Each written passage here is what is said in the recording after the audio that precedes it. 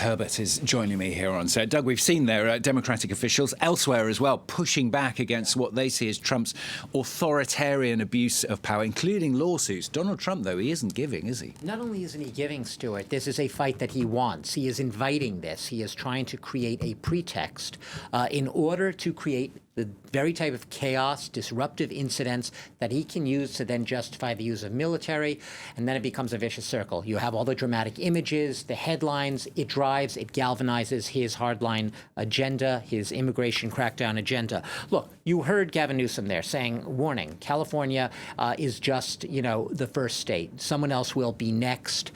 This is the beginning, a perilous moment for democracy, perhaps a tipping point towards authoritarianism, this sense that Donald Trump is gearing up for some much more, even more aggressive assertion of his agenda. And remember, it couldn't happen in a vacuum. It happens because a lot of Americans, especially those who elected him on these very issues, perception of rampant illegal immigration, rampant crime. Donald Trump is our champion. He's going to do something about it. He will crack down. So he is right now, in a sense, if not gaslighting, he is throwing rocket fuel into that sort of political rhetoric. Look, you have a situation, a narrative right now created by Trump when you say he's not budging an inch. The narrative is essentially that the U.S. is under invasion by these undocumented immigrants. It is an insurrection. We've also heard his top advisor, Stephen Miller, use that term, calling the protesters insurrectionists. And you need to deploy these military forces in order to snuff out this threat to the country so Americans can walk their children safely to school. Let's remember, Los Angeles is a giant city. These protests are happening in a very limited quadrant of downtown LA on a few streets. Yes, there has been some violence. The vast majority of the protests have been peaceful protests. That is integral to almost anyone's notions of what American democracy is about. So he is literally exploiting for his own political gain, his own political agenda, an issue, blowing it out of proportion, trying to create incidents that don't exist. I will just say that two Democratic officials have said that, wrote a letter to Pete Hegseth, the defense minister, and also defense secretary, and also someone else.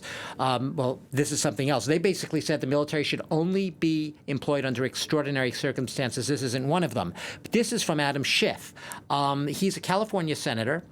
He said the president would like nothing better than to create a conflict in L.A. to demonstrate his strongman credentials by then cracking down on the chaos. The president is a chaos agent. He thrives on disorder. So this theme is he is creating this situation. I will just mention 1960s, height of the civil rights movement. You have to go back 60 years plus in order to find an instant of a president of the United States using troops against the consent or wishes of a state governor. And that was in order to enforce civil rights marches and civil rights protests.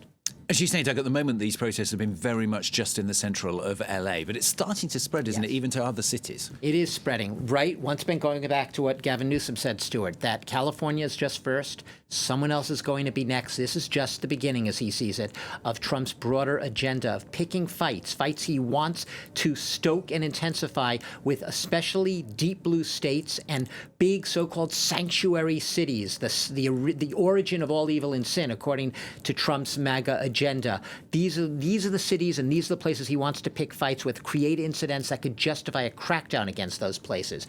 We have seen protests already in some of those cities, New York City, Lower Manhattan. We saw some marches yesterday, people in Lower Manhattan marching around the courthouse, the Immigration, Customs and Immigration Enforcement, the ICE office as well. We saw in Chicago anti-Trump, anti-hardline immigration crackdown agenda sort of protests, all of that. That's New York, Chicago. It is spreading beyond those cities. There are calls, as you heard, from Democrats, but not just Democrats, for Americans to realize this is about them. This is about their right to protest. You can't simply deploy U.S. troops on U.S. soil to snuff out protests. That is antithetical to everything the Founding Fathers believed in.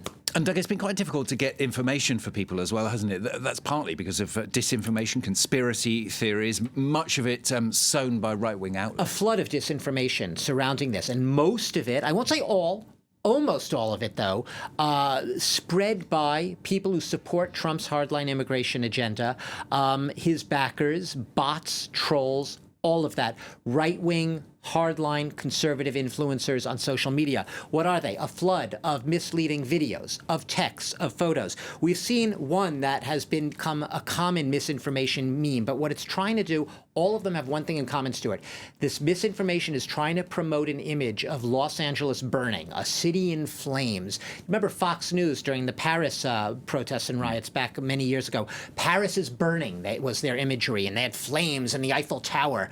And that was the imagery that stuck in people's minds, the no-go zones across the capital of Paris. Similar phenomenon taking place here, creating an image that is at odds with the reality of Los Angeles. Many parts of Los Angeles, not only not in flames and not violent, totally peaceful. It's a sprawling city. You have to travel 2 hours across it in your cars. One image that has become a meme of disinformation from one conflict to the next, it's a pallet of bricks. And these bricks are supposedly placed in front of federal buildings to be used then by protesters and rioters to throw at federal agents. These bricks have shown up time and again, most notably as photos during the Black Lives Matter movement. They just keep on coming. Video of burning police cars once again. In the case of the bricks, by the way, they found out that one of those photos that was supposedly ready for the protesters to throw at ICE agents, it was actually from the website of a building materials wholesaler based in Malaysia. But you chuckle, Stuart, and yeah, there's a humorous element to it. The thing that isn't funny is that disinformation gets out there. No one's listening to me debunking the disinformation. Who's hearing this? A handful of people, right? It spreads. Hundreds of thousands, if not millions of people see it. It becomes lodged in the popular imagination, and it further galvanizes and stokes the very message and agenda that Donald Trump is trying to drive. That's why it's so dangerous, and we're seeing it again. Doug, thanks very much. Doug Herbert, international affairs commentator here on France 24.